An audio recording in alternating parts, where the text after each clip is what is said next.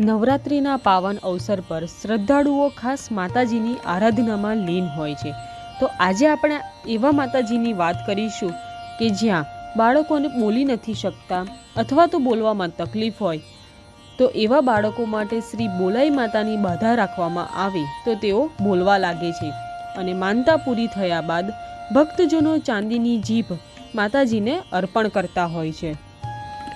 આ મંદિર વડોદરા શહેરના સિદ્ધનાથ રોડ જયરત્ન બિલ્ડિંગ પાસે સૈકાઓ જૂનું શ્રી બોલાઈ માતાજીનું કલાત્મક ઐતિહાસિક મંદિર લાખો ભક્તો માટે આસ્થાનું મુખ્ય કેન્દ્ર બન્યું છે। જયરત્ન બિલ્ડિંગ સિદ્ધનાથ રોડ માં આવેલું છે। માતાજીનું મંદિર છે। આઈ બોલ, જે છોકરાઓ બોલતા ના હોય એ બોલતા થઈ જાય છે। રવિવાર કે મંગળવાર ભરવા પડે છે। બહારગામના કિસ્સા થયેલા છે। અમેરિકા, સુરત, લંડન બધા આવે છે, બાધા પૂરી કરવા આવે છે ને સિટીના બહુ આવતા હોય છે ને બાધા પૂરી કરવા રવિવારે કે મંગળવારે કરી જાય છે। 5 રવિવાર, 11 રવિવાર, કેટલા રવિવાર ભરે એનું કંઈ મહત્ત્વ નથી, પણ બોલતા થઈ ગયા પછી અમને તરત ખબર પડી જાય છે કે બાધા પૂરી કરવા આવ્યા છે। બાધામાં એવું હોય છે કે ચાંદીની જીભ અર્પણ કરવાની હોય છે કે તમારા યથાશક્તિ પ્રમાણે જે બોલવું હોય એ તમે બોલી શકો છો। એમાં હું કંઈ કહેતો નથી કોઈને ભક્તોને। એ વિશે મહત્ત્વ હશે કે નવરાત્રમાં 9 દિવસ ભક્તો આવે છે દર્શન કરવા ને દર રવિવારે અને મંગળવારે ભીડ હોય છે। આડા દિવસે હોય છે પણ ઓછી હોય છે। માતાજીને છે ને જીભ ચડાવવાની હોય છે। કોઈ ખજૂર ચડાવે, કોઈ પ્રસાદ ચડાવે, યથાશક્તિ પ્રમાણે જે ચડાવવું એ ચડાવી શકે છે। એમાં હું ભક્તોને અમે કહેતા નથી, એમની કેવું હોય છે એ પ્રમાણે। સ્થાપના તો ગાયકવાડના ટાઈપ વખતે હતી।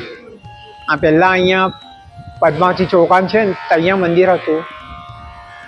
ત્યાંથી મહારાજે અહીં જોયું ને ત્યારે અહીં આવીને બેસી ગયા। એમને કીધું કે પાછળ ના જોતા, તો અહીં આવીને બેસી ગયા। અહીં પણ છે ને બડી બોલાઈ પૂનામાં છે મંદિર મોટું। આ કેટલા વર્ષ જૂનું મંદિર? 250-300 વર્ષ હશે અંદાજ। ને ગાયકવાડ જોડે વાતો કરતા, મહારાજા જોડે વાતો કરતા પહેલાં પડદો નાખીને કંઈ એમના પ્રશ્ન પૂછવાનો હોય તો થતા। એને એટલે એનું નામ આઈ બોલ એટલે બોલાઈ રાખી।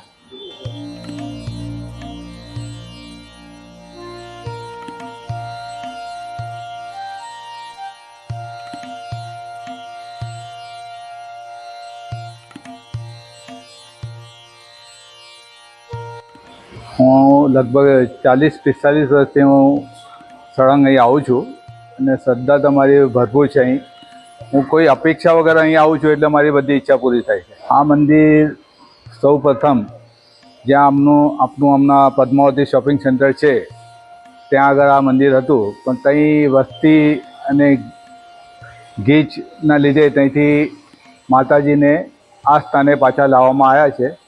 અને અહીં શ્રી ખંડેરાવ મહારાજ હતા પહેલાં, એ આ માતાજી સાથે રૂબરૂમાં વાત કરતા હતા, એટલે બોલાઈ કરતા હતા, એટલે આ માતાજીનું નામ બોલાઈ માતા પડી છે। હું નાનપણથી અહીં આવું છું। હું જ્યારથી આવવા માંડ્યું ત્યારથી મારા બધા કામ થવા માંડ્યા છે।